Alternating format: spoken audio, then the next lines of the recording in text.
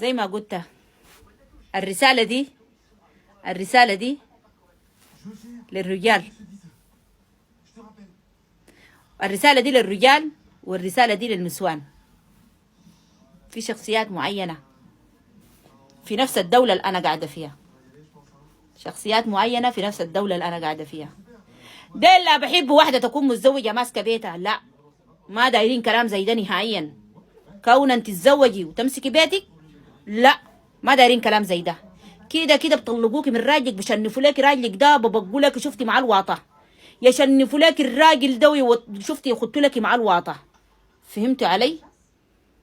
وكان بقيتي انت اخت كمان راسك خفيفة، راسك خفيفة كمان وتابحتيم، يقول لك هي انت قاعدة لك مع راجل يا اختي، تعالي تعالي عندنا نجيب لك برامج، نجيب لك برامج ونتجاسفي، تطلعي في اليوم اكتر من كده، تطلعي في اليوم اكتر من كده. مالكم على الزواج، ومالكم على الكلام الفارغ، ومالكم على انك انت دايره تبني مستقبل، ودايره تعرسي، ودايره تسوي شنو دي. راجلك ده يا زول هيتفكفك منه، بتدخلي في اليوم قروش بتكون كثيره. شفتي كيف؟ شفتي كيف؟ في شخصيات معينه موجوده في نفس الدوله اللي انا قاعده فيها دي، شخصيات معينه. في نسوان عاشروهم 10 ايام ما اخذوه اتطلقوا. فهمت علي؟ اتطلقوا عديل.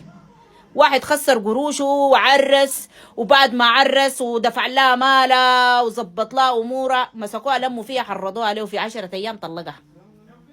فهمتوا علي؟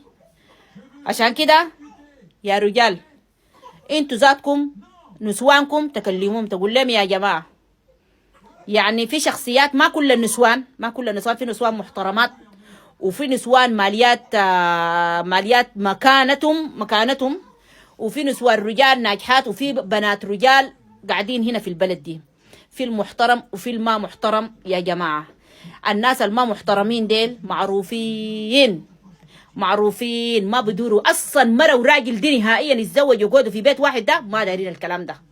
الكلام ده كان كونا تكونوا اسره نهائي، ما دارين الكلام ده. مرة تقدر تحصلوا على يحرضوها. الناس دي شغالين دينيفري، يقوم يمسكوك الرقم، يقول لك الحاجه ديك تمشي لها في الحته الفلانيه، يعني يشغلوك على مصلحتهم. هم قبضوا قبضتهم من اول البدايه. وبالمناسبه الناس ديل مبلغين فيهم برضو، مبلغين فيه، لانه قاعدين يمارسوا دعاره من غير ما يدفعوا ضرائب للدوله. عارفين كلام زي ده؟